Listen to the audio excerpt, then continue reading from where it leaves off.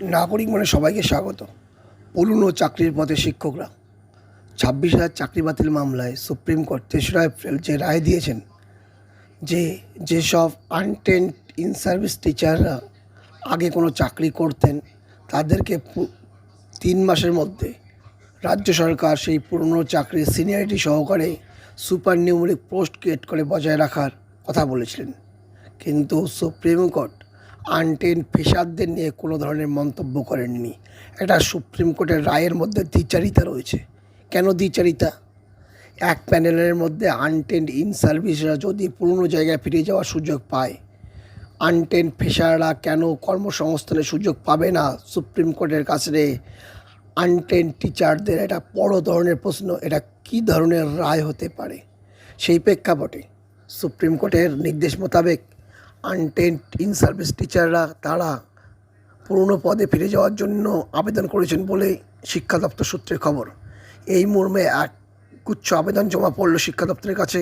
শিক্ষা দপ্তর সূত্রে খবর, জমা পড়া আবেদনের সংখ্যা এখনও পর্যন্ত 400। আবেদনগুলি খতিয়ে দেখা হবে, যাচাই করা হবে যারা আবেদন করেছেন তারা সত্যি আগে কোনো সরকারি দপ্তরে কোন পদে কাজ করতেন। শিক্ষা দপ্তর সূত্রে অনুমান আবেদনের সংখ্যাটা আগামী দিনে অনেকটাই বাড়তে পারে।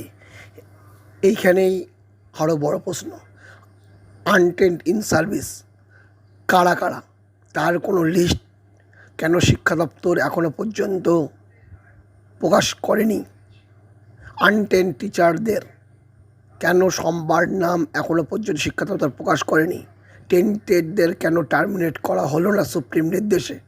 এর প্রশ্নের উত্তর কী রয়েছে? আর সুপ্রিম কোর্টের রায়ের মধ্যে এই দ্বিচারিতা যে কোনো যুক্তিবাজ মানুষের মধ্যে প্রশ্ন জাগতেই পারে।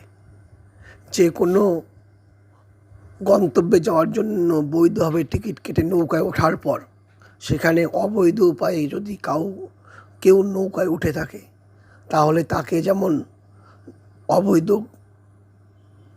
যাত্রীকে নৌকা থেকে ফেলে দেওয়ার নির্দেশ, নৌকো ফুটো হলে বা নৌকোর যান্ত্রিক দুর্বলতা দেখা গেলে সেখান থেকে আনটেন্ড ইন সার্ভিসরা বেঁচে থাকার অধিকার পাবে, আনটেন্ড পেশাররা পাবে না কেন? এর উত্তর কী রয়েছে সুপ্রিম কোর্টের কাছে? এরকমভাবে দ্বিচারিতা রায় দেওয়া যায় কি? নাগরিক মনের প্রশ্ন কি? আপনারা কি মনে করেন? ধন্যবাদ, কমেন্টে জানাবেন।